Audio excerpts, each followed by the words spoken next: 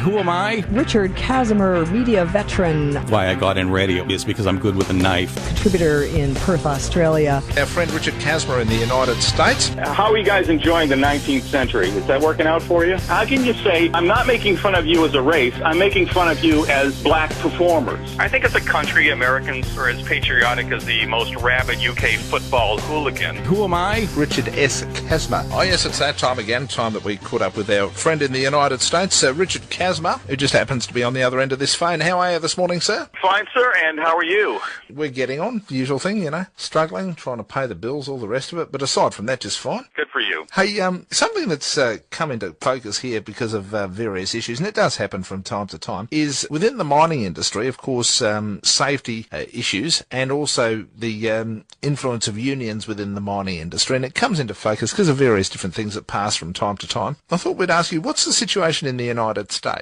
Well, we just recently had one of the worst mining disasters in quite a few years.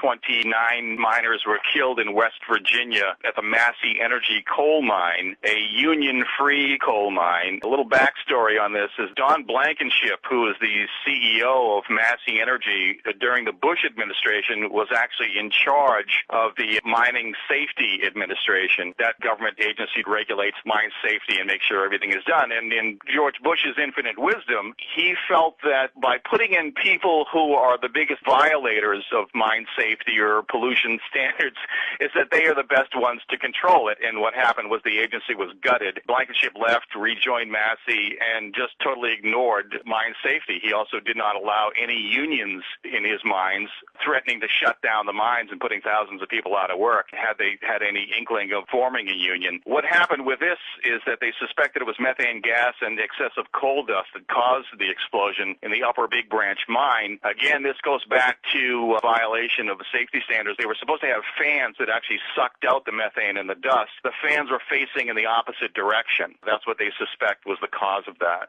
Sounds to me like something pretty basic, though. I mean, even though I guess to us lay people, you sort of listen to the stories about the fans and what have you, but just listening to what you were saying, it sounds to me like it's something that could so easily have been avoided. It could, but what happens is the people who own the mines, these big energy companies, put profit before safety. And in memo after memo, there was a wrongful death suit actually against Massey a few years ago that showed a bigwig in the company saying that he would question anyone's membership, meaning employment or the desire to work for the company, were they to put safety before profit, before pulling out the coal that actually pays their salaries. This is what happens. They look at it as these big companies look at injury, death, paying millions of dollars in fines each year as just collateral. It's the cost of doing business because you make so much money in the industry that you just chalk it up as, yes, we're going to pay X amount of millions of dollars. Well, if that's the case, the fines and all the regulation is obviously woefully inadequate. I mean, if, for example, you made the fines prohibitively high to the point that people couldn't just simply write them off as the cost of doing business, or alternatively, if you could say, well, the person's going to lose the mining tenant, that might be a totally different story as well. People might suddenly have a different idea, and it's just a case of how you frame the regulation that just might change the attitude of some people. And also, whilst we're on this subject, the issue that you were talking about, these mine sites, they weren't allowed to form unions. I thought freedom of association was a basic principle found in your country's constitution. Not at all. The companies can keep out the union. You're free to form a union, but also the company is free to deny by any means union by saying, well, okay, if you guys want to form a union, here's what we're going to do. We're going to close the store, we're going to close the mine, we're going to do whatever. So they can do that legally. There is no legal obligation to allow a union in any place. Mind you, if they shut the mine, they don't make the money, do they? I mean, if they're chasing the profit, it doesn't make sense to shut the mine, does it? They don't want to take the risk. It's who blinks first. You've got hundreds of people who are working in this mine, and if the owner says, I'm going to shut this mine down if you form a union. If you don't form a union, I will give you all the hours that you can possibly take. The average mine worker in this country makes between $60,000 to $75,000 a year, but that's more than 40 hours a week. You may be working 50, 60 hours a week to get that money. It's good money. These people are generation after generation that have worked in these mines, and unfortunately, when there's a disaster such as this, you're looking at at fathers, sons, grandsons being all wiped out in the same mining disaster. The people are being held hostage because this is all the work they've ever known for their entire generations. Well, you're also talking about the situation where there's obviously been woefully inadequate regulation, but also woefully inadequate people, or people who are put in there arguably who are not going to take issues like safety and what have you seriously. What sort of reform are you liable to see in that sort of area? In the past few days here, actually, the federal government has cracked down on nearly 60 problem mines in the United States, many of them in West Virginia, 8 of them belonging to Massey Energy. So we're looking at 275 federal inspectors swooped in the past few days here. So I think you're going to see under the Obama administration a crackdown and more safety regulations being upheld or at least enforced. The downside of that is you can slap a company with as many violation sanctions as possible, but as soon as they appeal it, the mining company doesn't have to act on that safety violation until the appeal has been heard. So it could go on for another few years of unsafe mines until the federal courts decide on whether or not to enforce these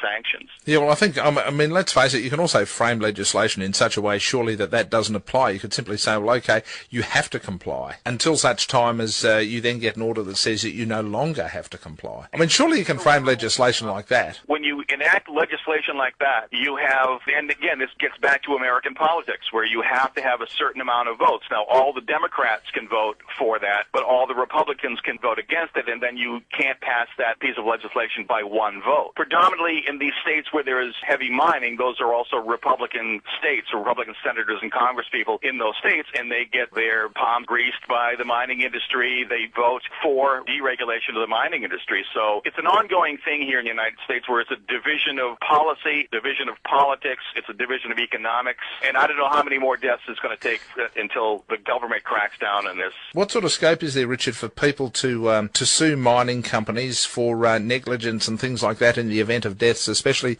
when somebody could argue that safety has either been ignored or compromised? It happens. It does happen, and there are cases where the plaintiffs have won for wrongful death. As I mentioned, there was a memo that was issued by Massey. There was an internal memo that was found that said, don't stop mining, don't concentrate on safety issues here at the cost of profit. And that was presented to the judge and the jury, and a wrongful death suit in the millions of dollars was awarded. So there are cases out there where that has happened, and I think with this last disaster, you're probably going to see more of it and more juries weighing in favor of families of the killed and injured as opposed to the big companies. All right. Let's just briefly move on to something else that I wanted to touch on this morning, and of course the issue of youth and troubled youth and youth getting themselves into trouble and what have you often comes down to a lot of programs, and certainly there have been all sorts of programs introduced here in Australia, after school and weekend programs, and they sort of seem to be programs that are run at all different levels, at the local government level, at the state government level, and some, I guess, even at the federal government level. What sort of programs do you have in the United States? Because, of course, people going off the rails has always been an issue, and fairly or unfairly, it's something that's often portrayed in a lot of movies out of Hollywood. So I suppose overseas we might get a slightly distorted view of the extent of those problems, but it's probably fair to say that you've at least got the problem to the same extent that we have, which means it's an area that definitely needs attention. This country has had a long tradition of providing, whether it's after school or summer programs or extracurricular activities for boys and girls of all ages. I mean, going back to the Boys and Girl Scouts, which is a great organization. I was a Boy Scout, and I tell you that I learned my passion for cooking in the Boy Scouts. There was nothing like catching a fish and cooking it over an open fire to give you a sense of independence. Amen to that, brother.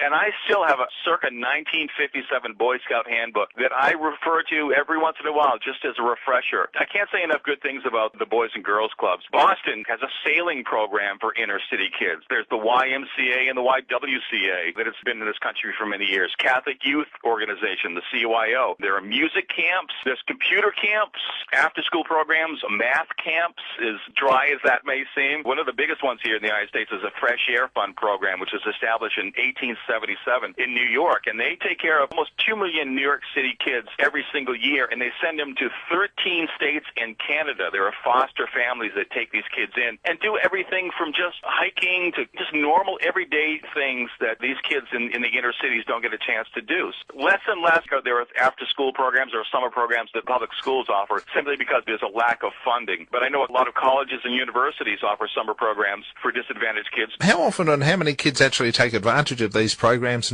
and do they, in your experience and from your knowledge, do they tend to reach the people to whom they're aimed at? It's not that they've actually given up on the teenagers, but the kids that are already knee-deep in gang violence or gang connections, they're not written off, but you want to get the kids at an early age. So a lot of these programs are aimed at kids that are in grade school and junior high school, up to about 17 years old. The older kids, I know that during the Clinton administration there was a thing called the midnight basketball program for older kids. How successful that was is anyone's guess. The other downside to this is that any of these programs is a limited enrollment. So through the social service agencies, they would let these families of these kids know what's available. And it's up to them to get involved in it at no charge or nominal fee. The success of it, if you save one kid, it's worth it. That always tends to be the approach that's taken with most youth programs anyway. Listen, as things like the global financial crisis bit and that sort of thing, how did these programs fare? Were they the sort of things that got cut? It did for public money or for state funding, but there are a lot of companies out there, let's say, for example, Apple or Microsoft, and huge companies like that, as opposed to just giving out a cash donation, they will actually set these things up. I mean, there's a lot of companies out there that are chomping at the bit to support something like that rather than just write a blank check to anybody who asks. I think we're seeing more and more of that because it looks good for them in a corporate image to be doing that as opposed to arbitrarily giving anybody money for anything. You have to do the research on it. There should be more, but I think what's out there, the people that have survived over the years that are still offering these programs, these are reputable and well-established programs that are in it for the long haul. And a lot of times you'll see people who have gone on to great success that were members of the Boys Club, for example, and then come back and donate and offer their services as well. So it's cyclical. You know, the more you give, the more you get. Yeah, it's a self-fulfilling prophecy. Hey, Richard, as always, a pleasure. We'll have a chat again next week. All right, brother. Go Dockers.